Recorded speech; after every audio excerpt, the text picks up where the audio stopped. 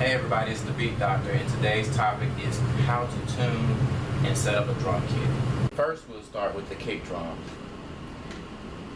We'll start with placing the drum head on the kick drum. And I'm going to start with the batter side. The batter side is the side that you actually, bass drum, pedal, the beater actually hits. Or with any drum, the batter side is referring to the drum head side that you actually hit. So that's what we'll start with.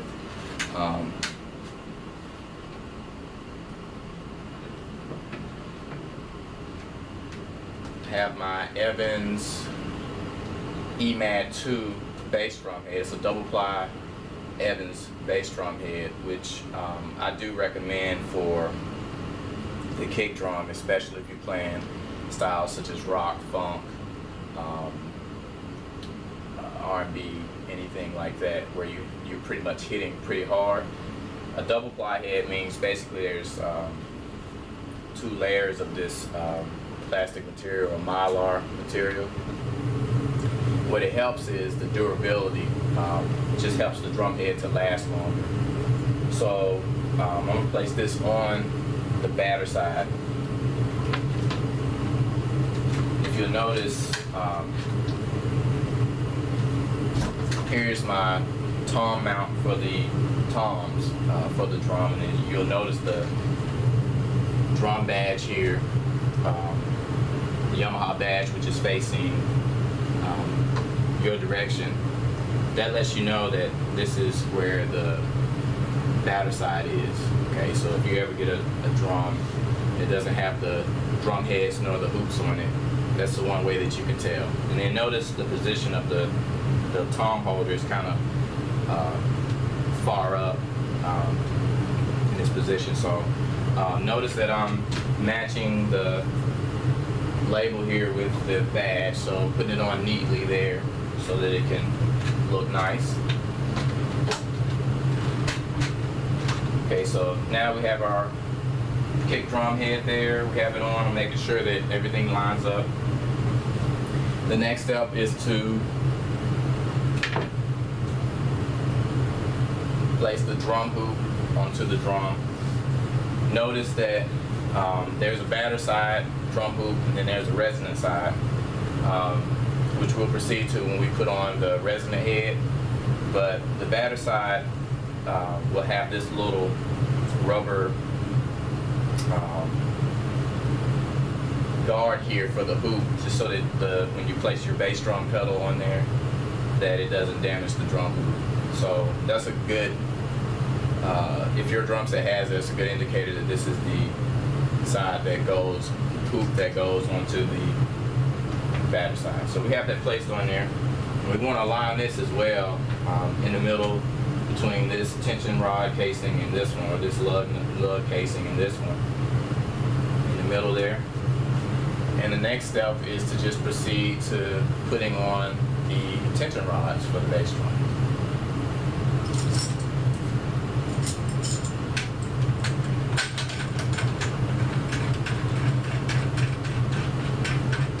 Now, in seating the drum head, what I'm going to be doing is finger tightening the tension rods. These are called tension rods, by the way. So I'm just going to finger tighten them onto the drum. Basically, it just means I'm going to tighten it until it just, with my hands, with my fingers, until it stops on its own.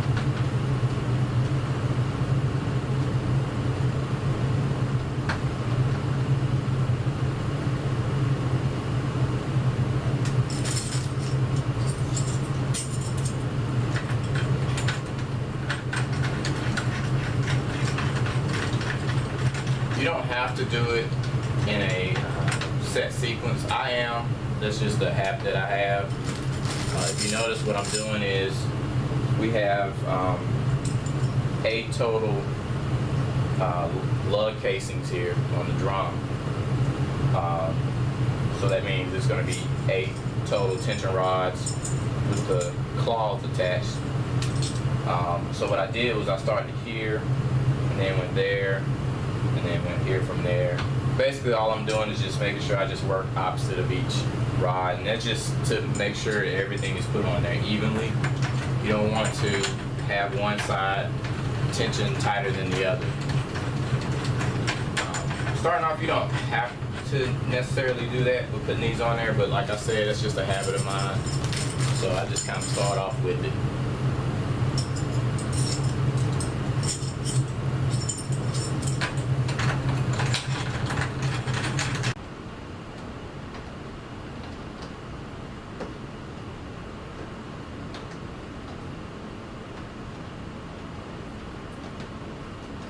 Okay, so now that we have the lugs finger tightened here down to basically have them tight to the point where they're not moving, this is the beginning of the process of seating the drum head.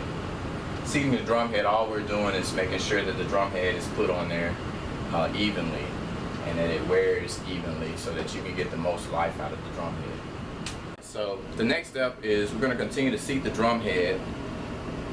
In doing so, what we're going to do is we're going to tighten the drum head with our tuning key here. And in doing so, first we're going to place our palm right in the middle of the drum just like this. Or you can use your fingers and apply pressure, but I usually use my palm. So I'm going to apply pressure right here with my palm in the middle of the drum here. And notice the wrinkles that are around my hand. Alright, so what we're going to do is we're going to tighten the drum head until those wrinkles go away. And I'm going to use the tuning sequence that I started with the finger tightening. And I'm going to start here. And it doesn't matter where you start, but I'm just going to start here. So it's going to be a sequence kind of like this. 1, 2, 3, 4, 5, 6, 7, 8. You don't have to stay or in that order, or do it exactly in that order. As you'll notice when I do it, I might not stay in that order, but the object is just to make sure that you go from one lug to the opposite, over to the opposite, and so on, okay? But some tuning methods and tuning books or that you may read will have that sequence in there, and that's what it's referring to. But we'll just start here and just try to go opposite each lug. So I'm going to turn each lug at quarter turn, and we'll just keep doing this till the wrinkles go away.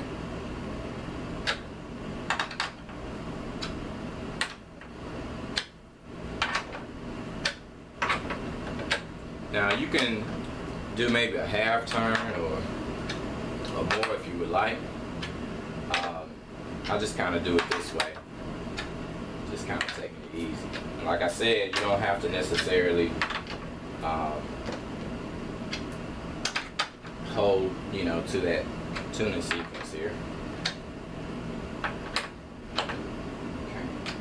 So what I normally do is, I'm noticing that these, at some of these tension rods, the wrinkles are actually gone, so I won't actually even go back to those. I'll just focus on the ones that are not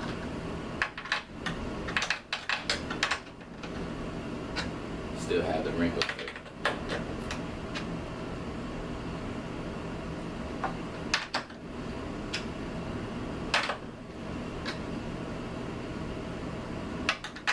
Still got a little in here. Okay, all our wrinkles are gone. Now that we've got everything tensioned to where the wrinkles are gone, what we're going to do now is we're going to tap about an inch from, an inch or more from each tension rod here, right at the edge. You can use your drumstick, or you can use your finger, or even a drum key. And what we're doing here is we're going to tap around, and I don't know if you should be able to hear this, but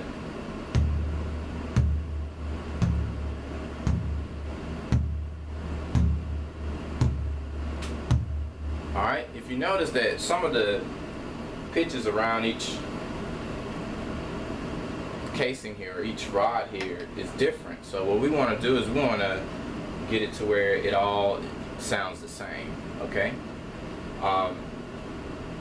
In this situation here, the majority of these tension rods are low. So what I'm going to do is the ones that are high, I'm just going to tune them down.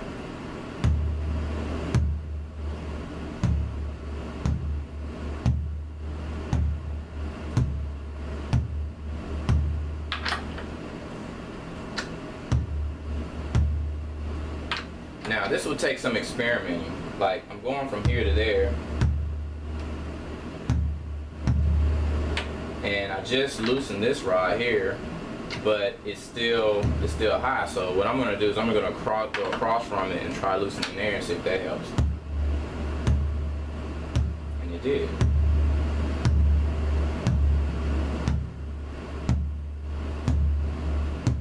Alright, that's pretty close. Alright, we just want to kind of get close. So basically what this is doing is it's getting the drum head on evenly, seated on evenly.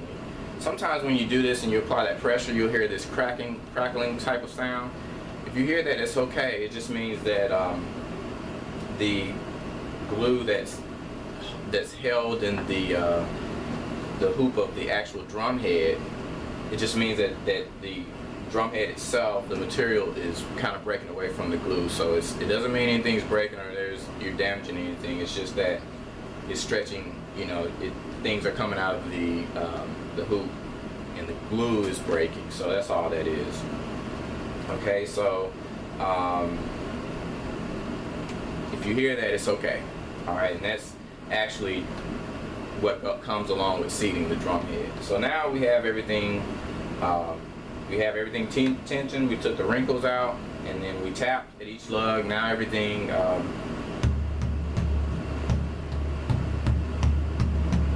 has the same pitch all the way around.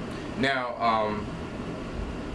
as a general rule of thumb, that can be kind of tedious, you know. So just take your time with it. Like I say, you don't have to get it like totally perfect. It's just getting it to the point where it's close. Okay.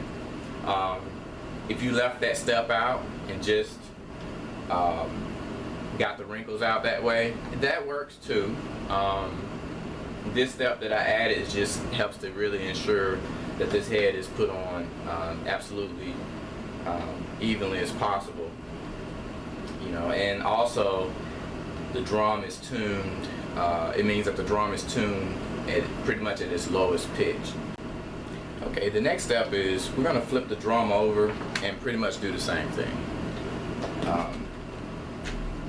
So we have the batter side. Remember what I said earlier about the drum badge, the logo, the name facing.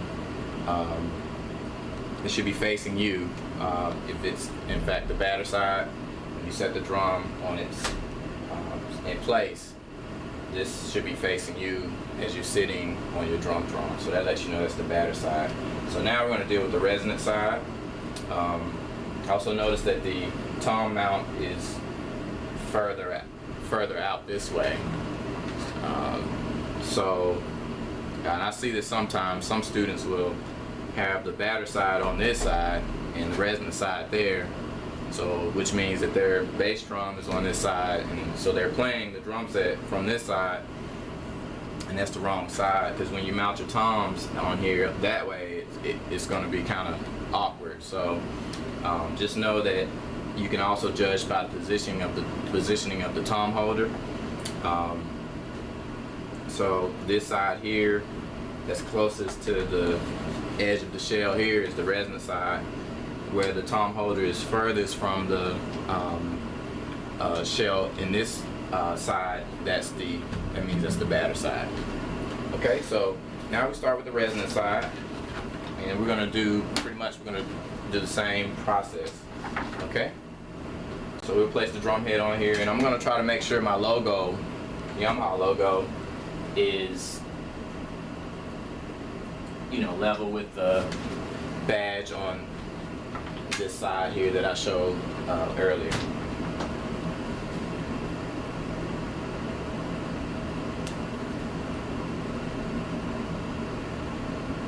Alright, that looks close enough.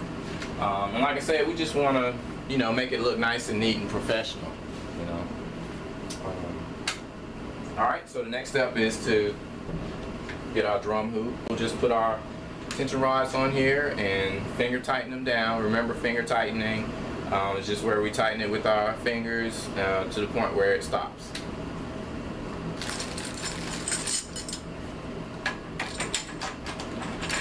And once again, I'm going to use the tuning sequence there that I mentioned earlier. All I'm doing is just, like I said, the name of the game is just working opposite of each lug. You can number it if you want. Like I had said earlier, you can go 1, 2, 3, 4, 5, 6, 7, 8. It doesn't really matter. It doesn't have to be in an exact sequence, just as long as you're making sure that you're not tensioning like this, tightening the drum, you know, because what'll happen is you start pulling the drum head and it'll start stretching on one side, and it'll stretch more on one side than the other, and that'll cause uneven wear of your drum head, and you won't get the best life out of it. It'll be difficult to tune. So now we have everything finger tightened. Now it's time to proceed to the next step. As we did on the batter side, now we're going to go ahead and begin to tighten the drum head with our tuning key here. And I'm going to place my palm in the middle of the drum here. You should be able to see the wrinkles, and we're going to do the same thing on this side. We're going to basically use our tuning sequence here, just going opposite of each lug here. We're going to turn it about a quarter turn, and we're going to keep doing this until the wrinkles go away. Pretty good. Okay, so the next step is we're going to go ahead and tap around at each lug here.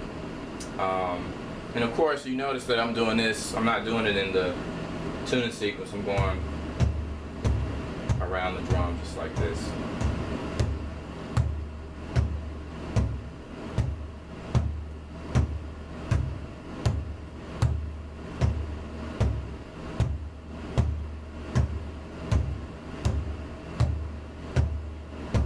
So as I can tell here by tapping around at each lug is that the we just have a few lower spots here, so we're going to tune those up, because the majority of these are, you know, the pitch is not high, but similar to the pitch on the batter side. It's low, but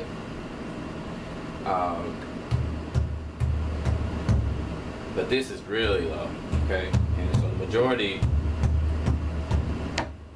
when I tap around, the majority of it is pretty high, so we're just going to go with the majority there. Okay, so we're pretty much close.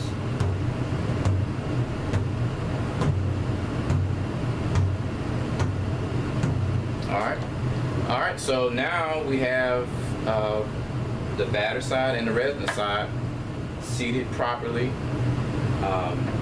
evenly tensioned, and placed on the bass drum.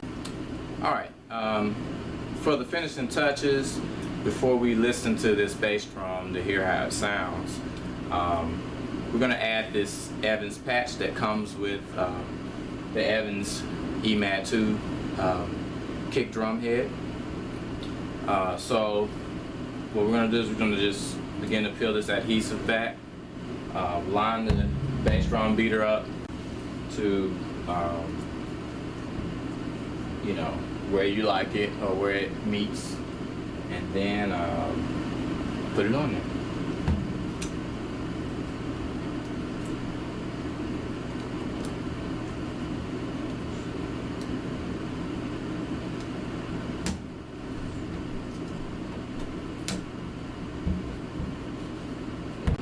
Okay, now we have our Evans patch installed, placed onto the bass drum head.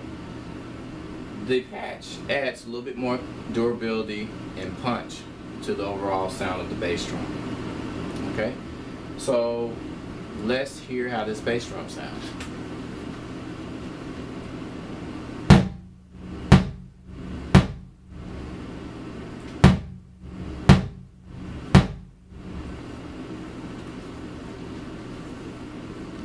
That's actually not a bad start. At this point, it's up to you to fine tune however you like. This bass drum has absolutely no muffling. All we have is just the ring, the muffling ring that comes with the EMAD2, Evans EMAD2 bass drum head. That's one of the reasons why I love using this head, is because if I was to choose not to use a pillow, it's really not a bad bass drum sound. But for my beginner students, for beginners starting off, I would recommend placing a pillow inside of the bass drum.